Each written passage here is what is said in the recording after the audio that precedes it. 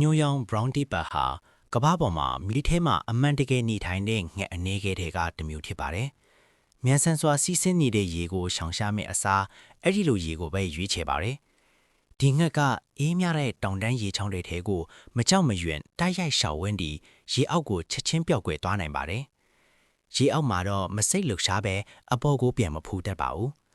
သူ့ရဲ့အတောင်တွေကိုလေတံလိုအသုံးပြုပြီးကြောက်တုံးတွေကိုချုပ်ကိုင်းထားကရေအောက်မှာဖုံးနေတဲ့ပိုးဝါများပိုးလောင်များနဲ့အရွယ်သေးသေးခရီးခွန်ကလေးများကိုရှာဖွေစားတော့ပါတယ်။ဒီလိုပြင်းထန်တဲ့ဘဝအတွက်သူ့ရဲ့ခန္ဓာကိုယ်ကိုအထူးတင့်တော်အောင်ဖွဲ့စည်းထားပါတယ်။ brown dipper ရဲ့အမွှေးတွေဟာအထူးထူးစုပေါင်းထားပြီးတဘာဝအစီဖြင့်ဖုံးအုပ်ထားတာကြောင့်လေကိုဖမ်းဆီးထားနိုင်ပြီးအေးခဲလောက်တဲ့ရေအသွင်အောင်အသားအရည်ကိုလုံးဝမဆိုးစေပါဘူး။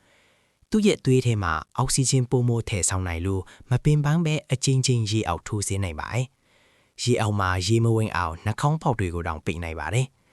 ငှက်အများစုနဲ့မတူပဲ brown dipper ဟာဆောင်းရာသီမှာတောင်လှုပ်ရှားတက်ကြွနေစေဖြစ်ပြီးမြစ်တွေအချို့အပိုင်းတွေရေခဲကပ်နေတဲ့အချိန်မှာပါဆက်လက်အသက်ရှင်လှုပ်ရှားနိုင်ပါတယ်။သူဟာစူညံတဲ့ရေချောင်းတွေရေတခွန်အနီးမှာတဲ့အစိုက်ဆောက်ပြီးအန်ဒရယ်နဲ့စူညံတန်ကိုရွေးချယ်တာကတော့အစားအစာကိုအမြဲလက်လှမ်းမီနေစေဖို့ပါ။